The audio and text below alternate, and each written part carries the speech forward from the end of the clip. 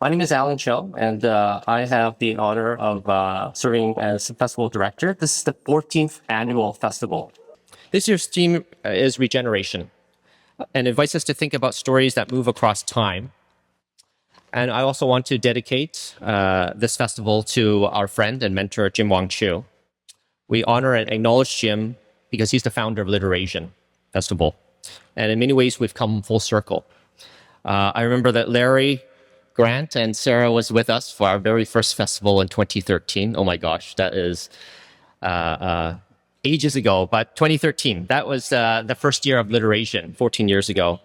And I want to acknowledge everyone who has helped bring this weekend to life. But first of all, I want to thank our funders. Thank you to Canada Council for the Arts, Access Copyright Foundation, the City of Vancouver Arts and Culture, Canadian Heritage's Multiculturalism and Anti-Racism Program, Chinese Canadian Cultural Center, thank you for hosting us for today's event. The Chinatown Storytelling Center, which will have this evening's event. Center A, in which we'll have our workshops for tomorrow. The Asian Canadian Special Events Association, which will host us for tomorrow's final event at the Union. Well, without further ado, I want to introduce our moderator for today, who will also give us the land acknowledgement as well. So, Sarah Ling.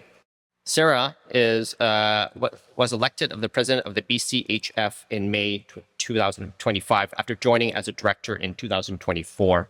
She holds a BA in English Literature with a minor in First Nations and Indigenous Studies and an MA in Interdisciplinary Studies from the University of British Columbia. As a documentary filmmaker, she has produced several award-winning films, including All Our Fathers' Relations in 2016, and was selected for the 2025-2026 TELUS Story Hive Pan-Asian Storyteller Program. Her current film project is China Lily Nation. Without further ado, I'd like to pass the stage over to Sarah.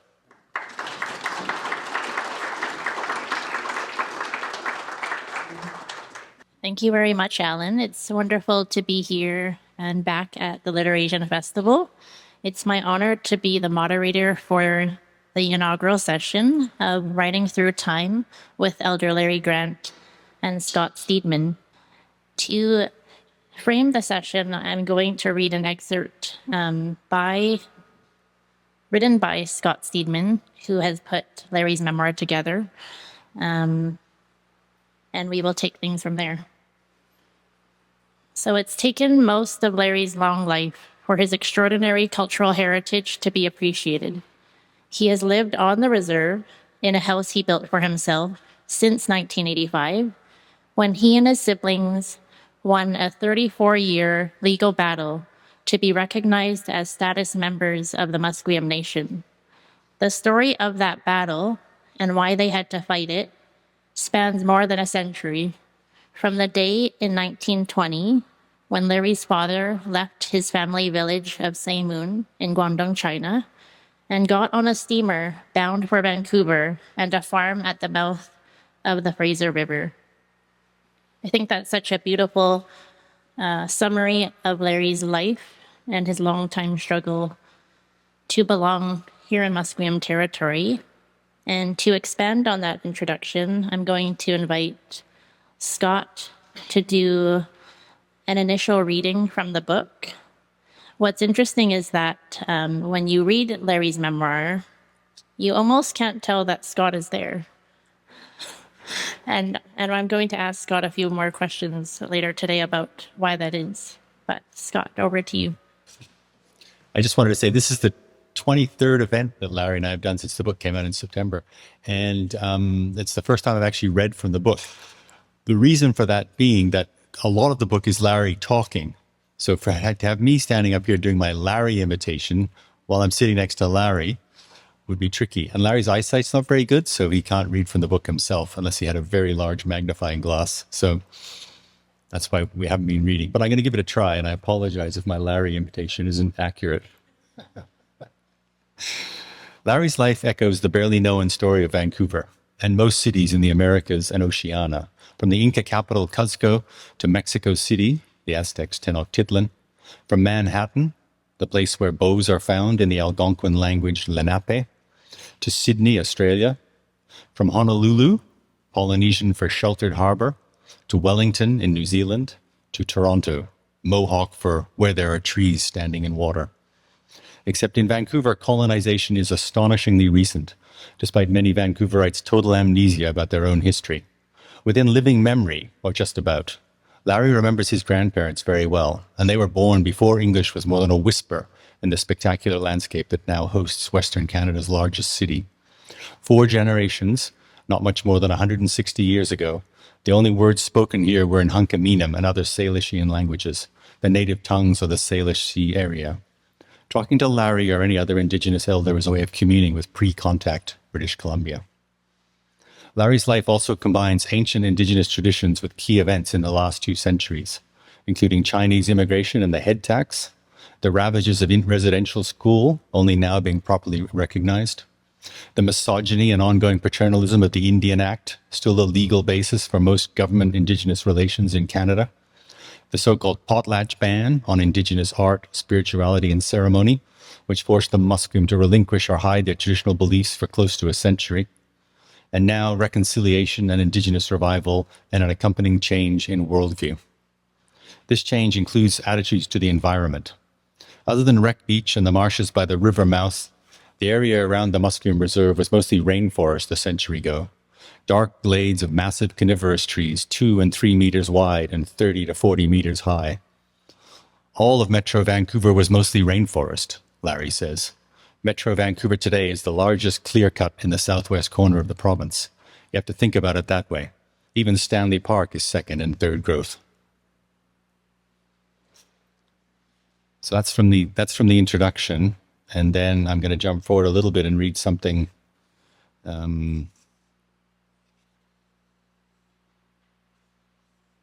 If I can find my page, from the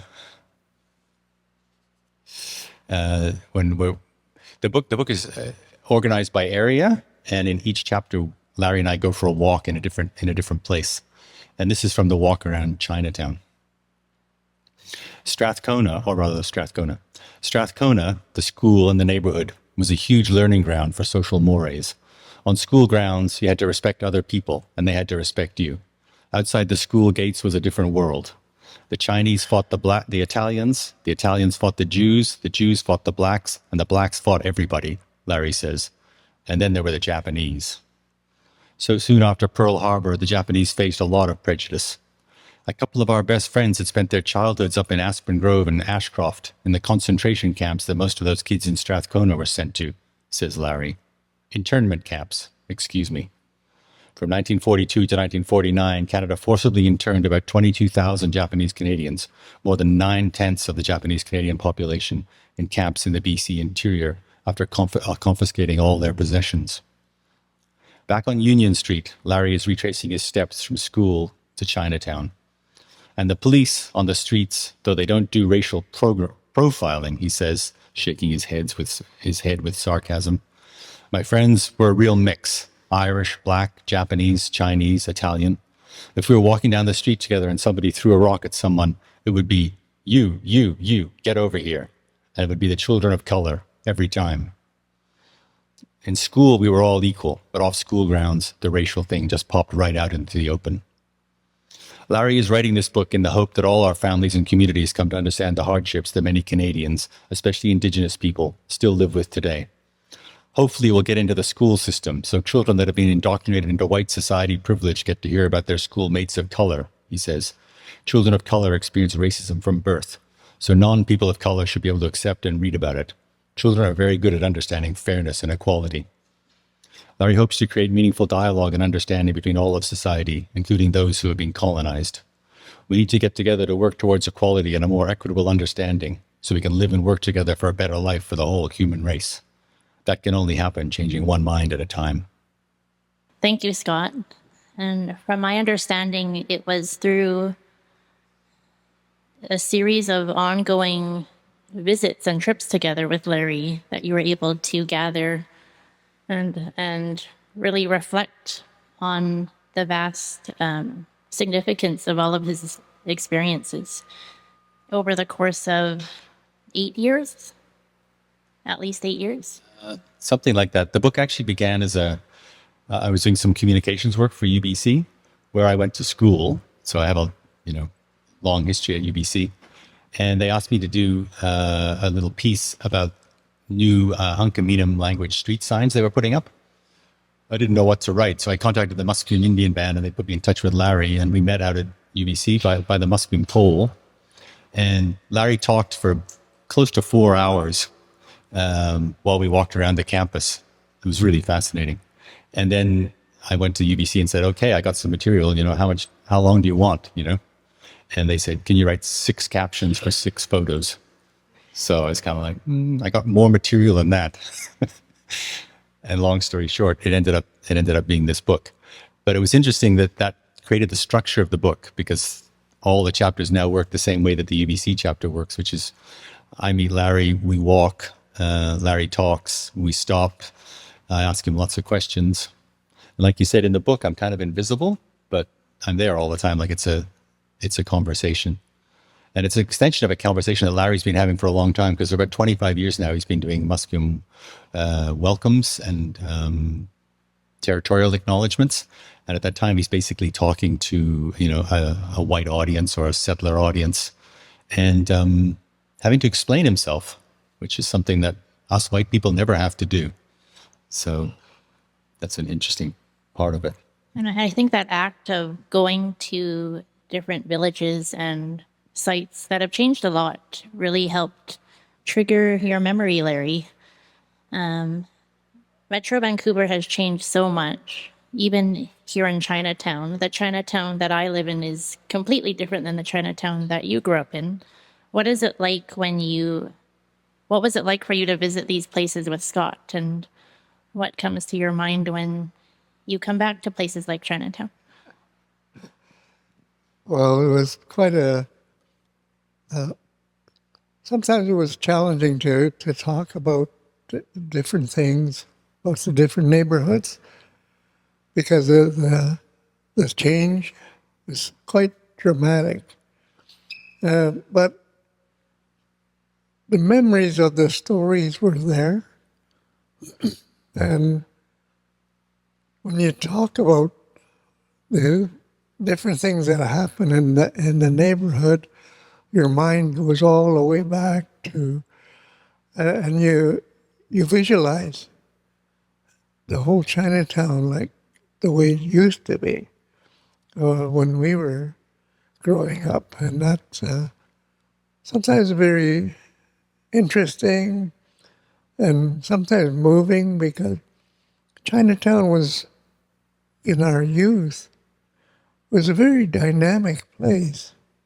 And to see it in such a rundown state and allowed to be run down is a shameful thing, to lose this really, really important part of the growth of the city of Vancouver and how it used to be, and the different things the different industry that was around here in this lower part that they no longer exist. The gas works were here, just off the street here, and we burned coal, and they made coke. They called it coke. They extracted all the gas out of the coal, and that's what we used to cook with. And today we have natural gas. It's quite different, but it's interesting to see the theaters disappeared. A lot of restaurants disappeared, and little stores, they disappeared. But Chinatown was dynamic.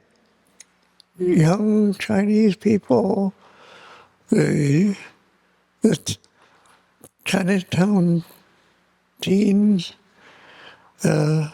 gathering places beside where the gas station is on Gore and Pender, and teenagers used to be there dancing, same way as as you saw all the old movies, dancing the boogie woogie, and dancing to Gene Krupa, people like that.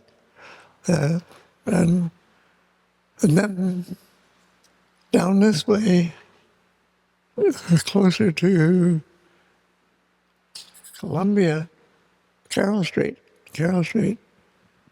Theater was there, and the Chinatown Yo-Yo Champ was there.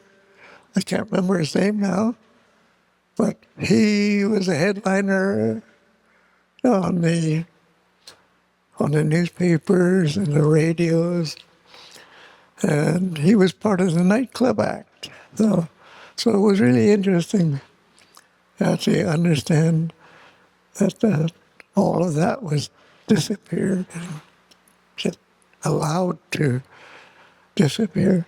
So, okay. I can kind of run with that.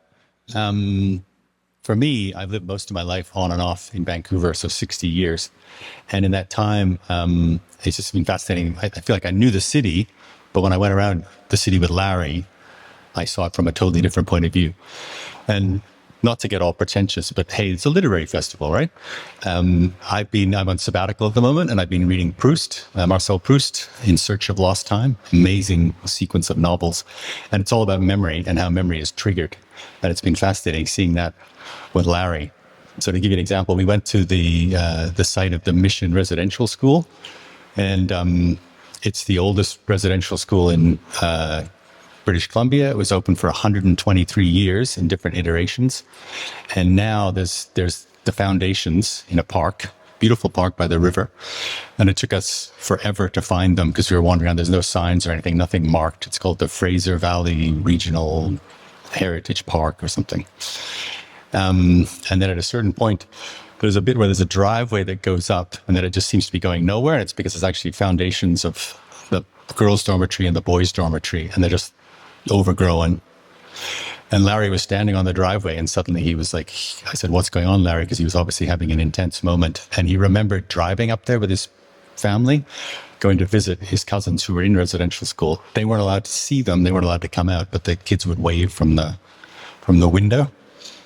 So it was and Larry was standing there, and he was obviously seeing the buildings in his mind, and they're not there anymore. And there's no evidence. There's a very weather-beaten sign that says, "We apologize. The signage here isn't very good, and we're trying to update it, and it's a complicated political process." The sign looked like it was like 20 years old, so I don't know how that process is going. But it was just amazing to see how everyone else in the park was having a fine old time jogging. There's a really nice cafe there, doing the things people do in parks. But for Larry, it was a very different experience. And there was a lot of that things that triggered memories that maybe wouldn't do otherwise. You said a really interesting thing the other day where you said that often when you're talking, Larry gives a lot of speeches and he never has notes. He always wings it, which is amazing. And when he does it, he says he often is reading body language from people in the audience, and that triggers things.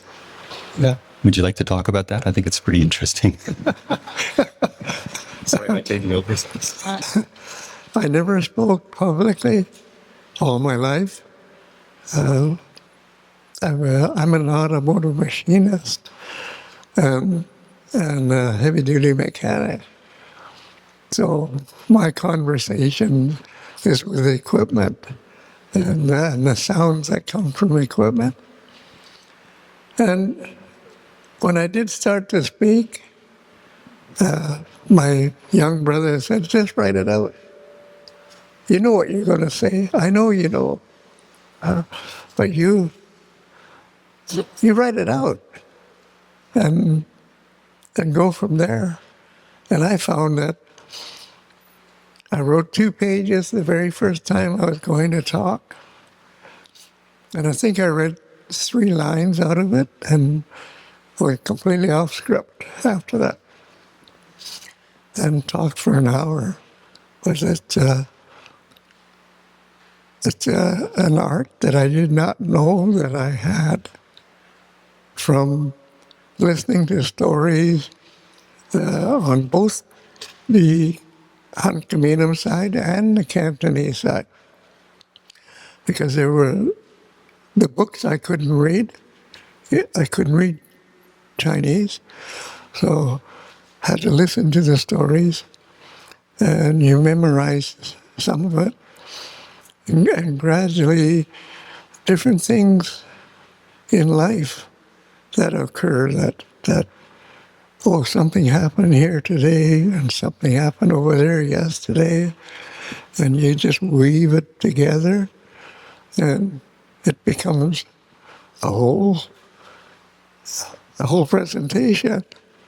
And many times the body language, right now I have trouble with that because I can't see that far.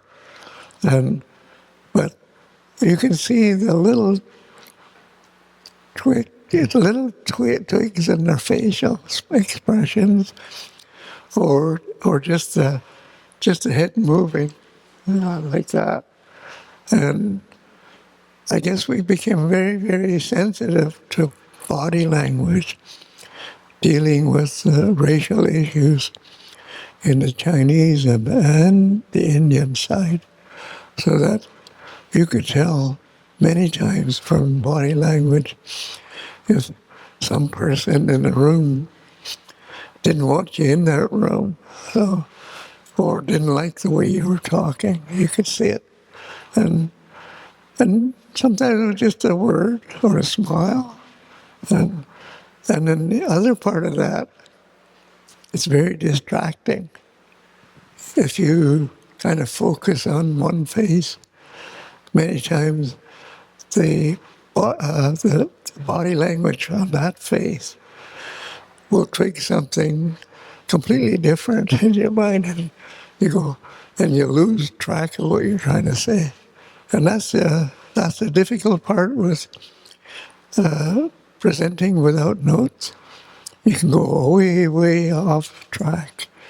And even though it's connected, but it's connected in a different way, that takes you away from the core issues you're trying to talk about.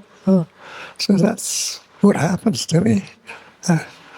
Yeah, I think you picked up on a really strong talent of Larry Scott, that he can really read the audience. So I'm sure everyone's squirming a little bit. But those in the back are lucky because he might not be able to see you that far away.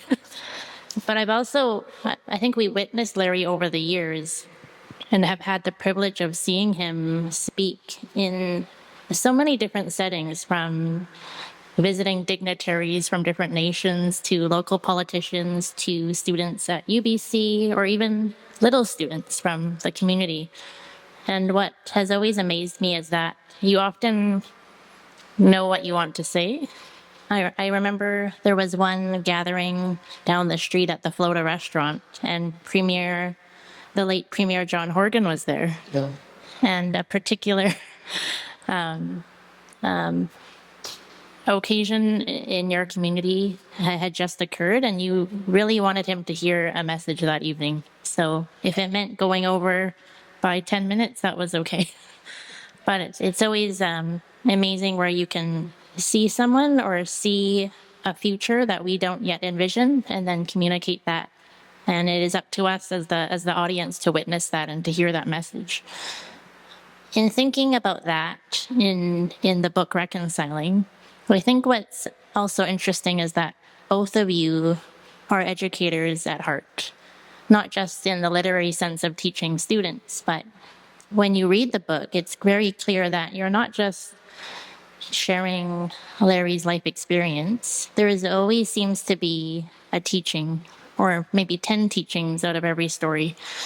And you're thinking about who is going to hear this story, even when you're talking about being an auto machinist, and you're reflecting on the language that you used at that time in your life and how you wouldn't speak that way to people now. I think it's it's a very mindful act of telling your story, and with you, Scott, in being able to convey that to the broader audience with that shared vision of reconciliation. I was wondering if you could maybe reflect on what that process was like between each other, but also yourself.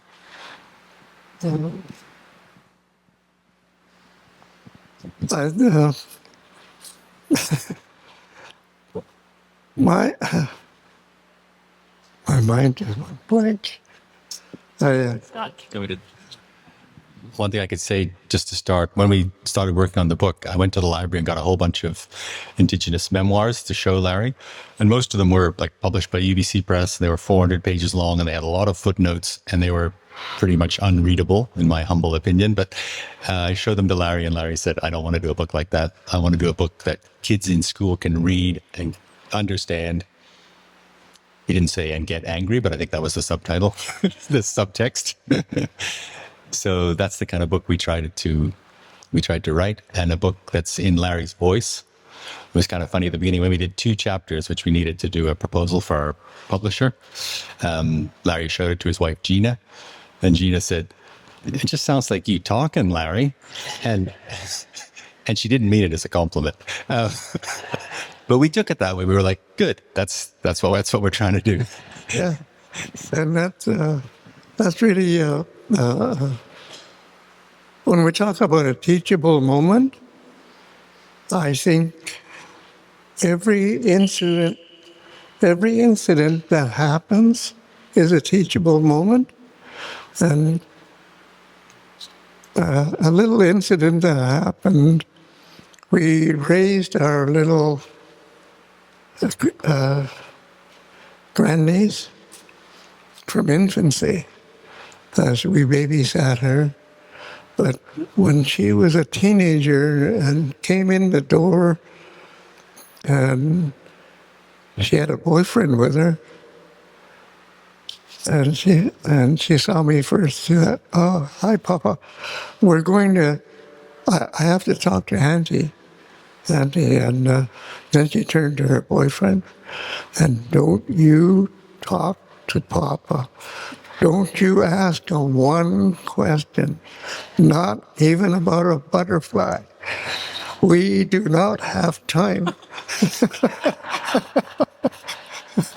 so she knew how I spoke, and every time she brought up little things, I start talking and talking and talking. But that is actually a reflection of all the different stories that were told to us 4 siblings, growing up with Mom, and telling us those stories. Every story has a moral issue in it. And you learn how to tell those stories. And I would go and I would ask my mom a question. "I want to know about this, Mom." "Okay, sit down. I'll make some tea." I said, "Well, I just only have one question." And she said, "Sit down, and I'll tell you a story."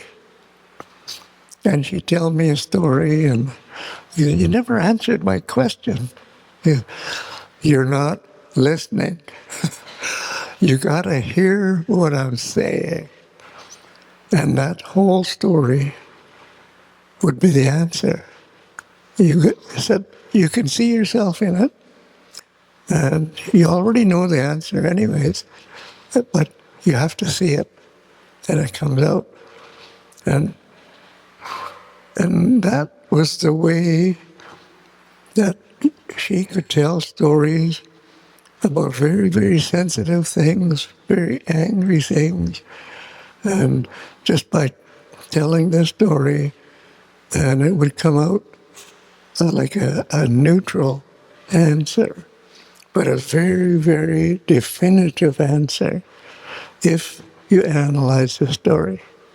And that's probably how my mind goes, that I tell a story when someone asks me a question, and it's in a polite way of answering a rude question or a sensitive question, and to not be saying, oh, well, you know, Scott did this, Scott did that, and this Scott did that. You used a different character. And in that you will see, oh, Scott did this, Scott did that. I don't remember that. Yeah. And all that time we wouldn't be pointing the finger at Scott. So that's very, very I didn't do anything, honest. But what's been interesting, like I said, I've done all these events with Larry, and people really enjoy listening to him talk, even though a lot of the stuff he's talking about is quite heavy, and it could be quite confrontational and make people feel bad. Like my 15-year-old daughter sat at UBC in the Longhouse, and we went over the allotted time by quite a bit, if you remember, Larry. And at the end, she said, I could have listened to Larry all day, and he doesn't make me feel guilty. I'm not quite sure how he does that. It's a real art, but I think the storytelling aspect of it is, I know sometimes people ask questions and you answer them, and then at the end I'm like, I'm not sure if that answered your question, but thank you very much, Larry. I want to talk more about what it was like for you to write these stories, what you had to leave out. Yeah, okay. One of the interesting things is I think of this book as being a memoir and not a biography, and that I didn't interview all of Larry's friends and family and try and find contradictions in his story. I basically took his word for it most of the time. There was some stuff I can check, but you know the way it is with your family, your siblings or whatever. If you told the same story, you would tell it completely differently than your sister would probably, even though you were both there. But I just accepted that the version Larry told me was pretty much was pretty much true. Sorry, what was the other part of the question? Well, one of the interesting things was it's called A Conversation. And there on the title, it says Larry Grant in conversation with Scott Steedman. It says on the front of the book. And I didn't really think about it. I wrote it the way I wrote it because it seemed natural. And then our editor, Jen Suk-Fong Lee, wonderful writer, works for ECW Press, who's the publisher. She said to me, Scott, you're in the book all the time because Larry's talking to you. It's just that you're not really present. You know, but you don't insert yourself into the story. You don't say, you know, and Scott said. So maybe you should insert yourself into the story occasionally. So I did that. This started off, there was one scene in a Chinese restaurant where we were ordering food and Larry was being funny with the waitress, and I was part of the story. He just kind of had to be because I was, you know, didn't know what the food was, and Larry was kind of making fun of me, which he likes to do. So we did that a bit. I went back and inserted myself more into the story because, in a way, I am there all the time. It's just that you're mostly hearing Larry talking. yeah. So I think we'll spend the final portion of this session talking about finding a sense of belonging, which I think is really what you delve into this memoir quite beautifully. And there's a whole chapter called Seeing Ghosts Home to China.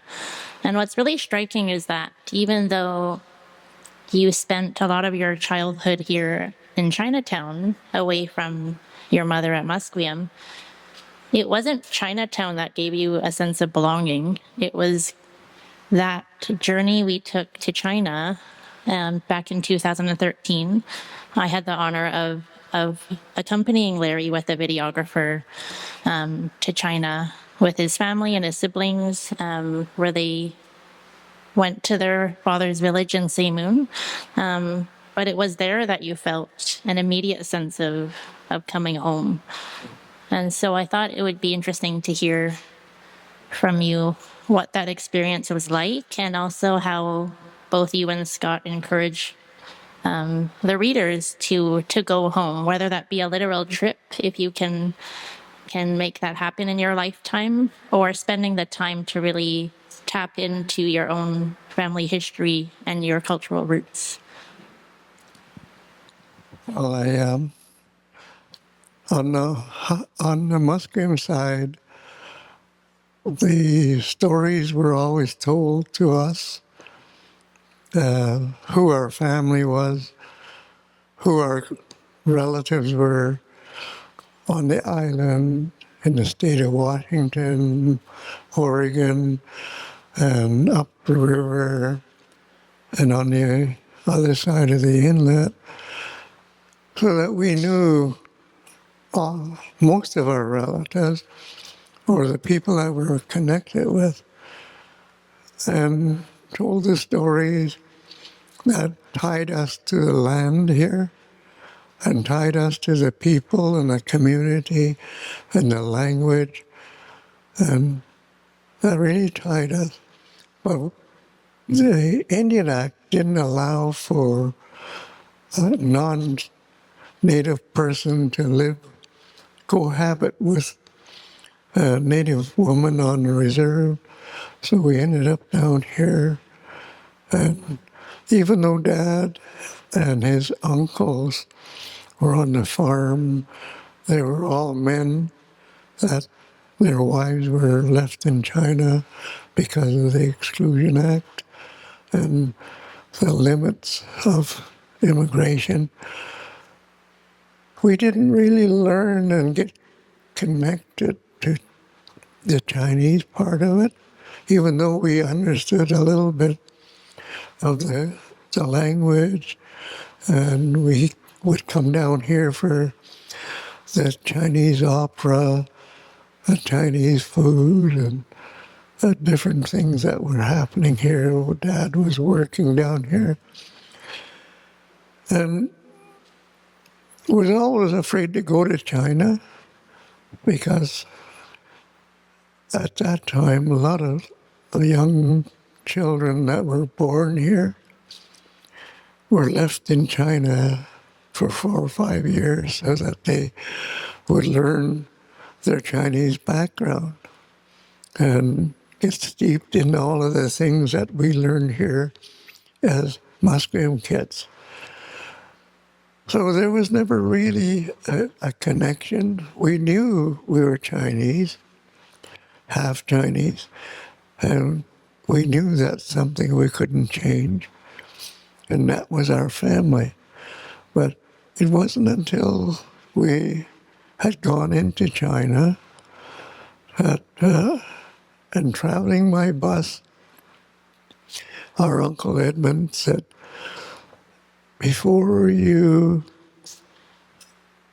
get to the village, get off of the bus.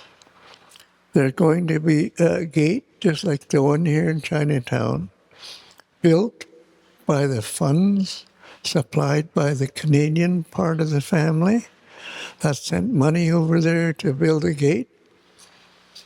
And you'll see the gate. We go through the gate so that you're going through into the village. And we always talked about wherever I go in Metro Vancouver, I'm walking in the footsteps of my Musqueam ancestry. Everywhere I go, my ancestors of Musqueam have already been walking through there. So when we got there, my mind said, we're walking in the footsteps of our ancestors. And I don't know if we said that out loud or not, but I looked up and saw the writing on the crossbeam. And as I walked underneath, through it, my whole being got so emotional that it built up. And my mind said, I'm home. I belong here. I come from here.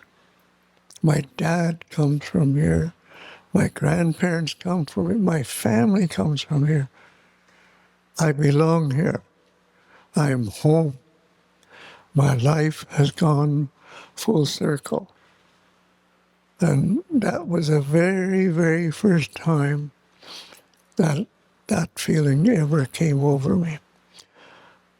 And later on, the next day when we're talking, even my older brother was crying. And he's the hard nose in the family. Yeah. He does not cry. He's the fighter, physical fighter. He's the defender. Does not show pain. He could have broken knuckles and he'd still be working.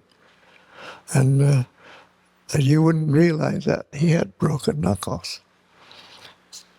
But he was crying. He said, "We're home here."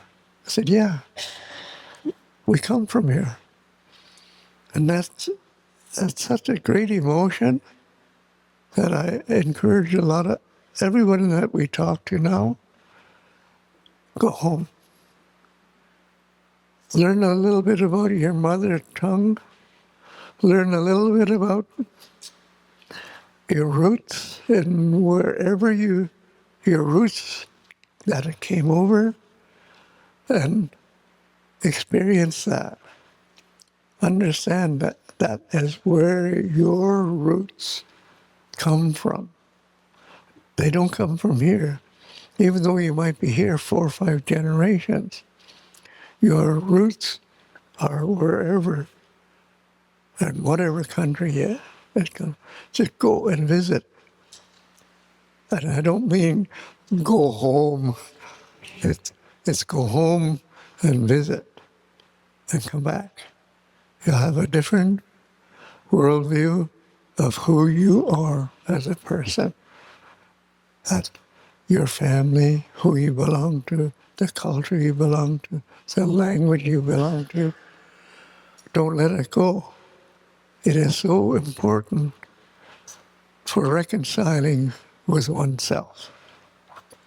And that's the most important part of the book, is the issue you go through to understand who you are, who you come from, culture you belong to, the community you belong to, the language you belong to. That's who you are. And that's something that I believe a few people have gone. Some students have come up to me. I went home. I went home. It's true. The things you said. I would never have gone home to China if you had not talked to us in that way. But yeah, it's a great experience. So that's something that I think. Just to say, I find it really profound, this idea that you can go home to a place that you've never been to before. Home in inverted commas, but it's very powerful. And also the fact that you can do it when you're 77 years old. No? Shouldn't have left it that long, I guess, but... Yeah.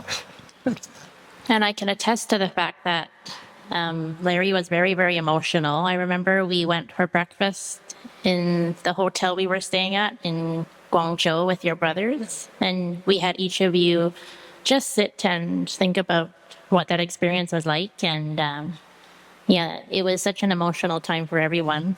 And we were very lucky to capture that on film. We're sorry we weren't able to show the excerpt today as we had intended, but we will be sending each of you who registered for the session a link so that you can watch it in the comfort of your own home. And I really highly recommend watching until the end when Larry walks through that gate and you can just see everyone was crying. Even the crew was probably wiping tears during that family reunion after walking through the village itself. And it's the 10th year anniversary this year. So we're very happy to be looking back on that time. It's been a difficult year in losing both of Larry's brothers who passed away unexpectedly. And they left such an incredible legacy along with Larry. And thanks to Scott for bringing that book to life. We have time for maybe a couple of questions to conclude the session.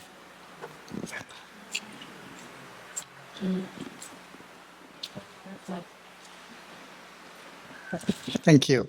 Thank you for that excellent presentation. Learned a lot, enjoyed it. I have one question for Larry. Regarding the removal of Indigenous, the schools we were talking about, that there is no sign left. And I was wondering do you think there should be some sort of markers placed in these places? Although the argument is that experience is so traumatic that it's hard for people to confront it. But do you feel that it's important we maintain some kind of a record? I mean, not a record of the place. Thank you. Go ahead. Yeah, go ahead. That's something.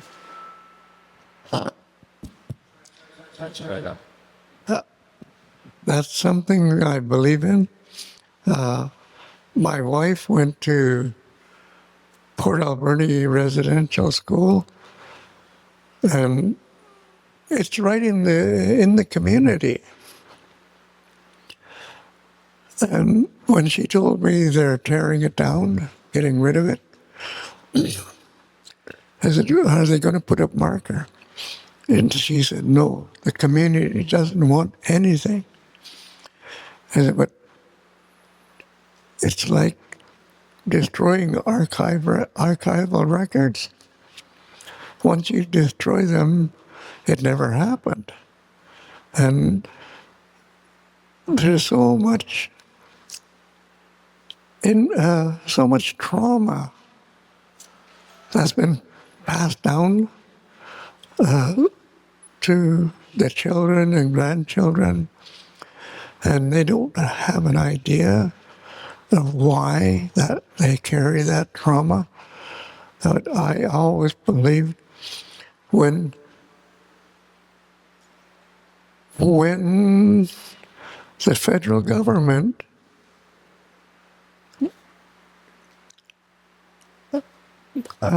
must have been about 20 years ago,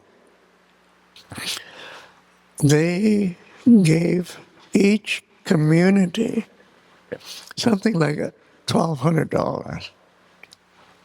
Do something to commemorate the boarding school. And we got together and pooled the money together. And when I was talking, I said, we need a marker in Ottawa,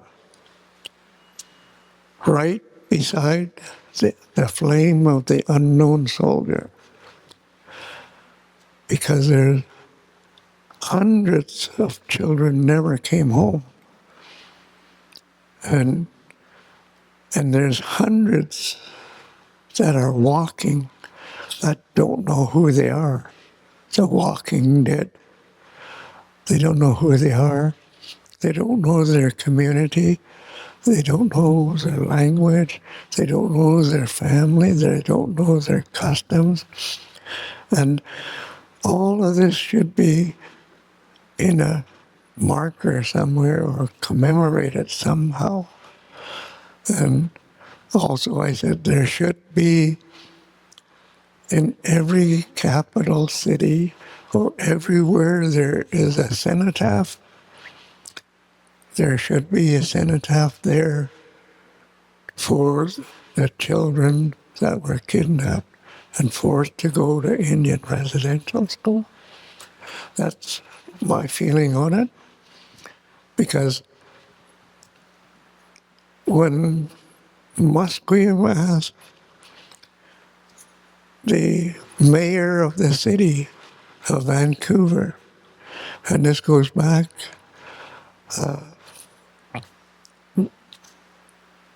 after, or I can't remember exactly, I think he's right after Gregor Robertson. And we asked, Musqueam, the council asked, can you deactivate all those racist bylaws concerning Native people? They removed them. said, oh, they're no longer in the archives. I said, but we didn't ask you to remove them.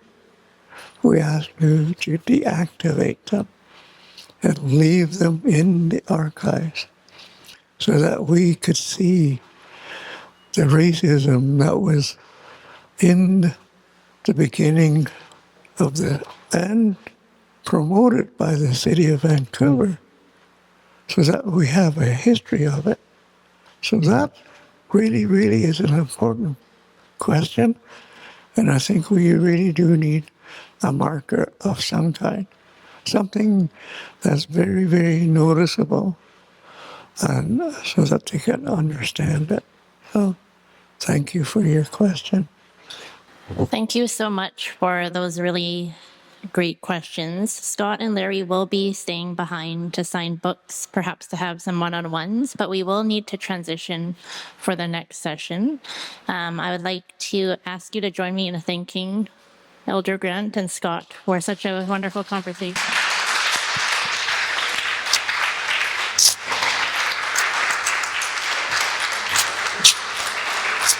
You can pick up a copy of the memoir in the back.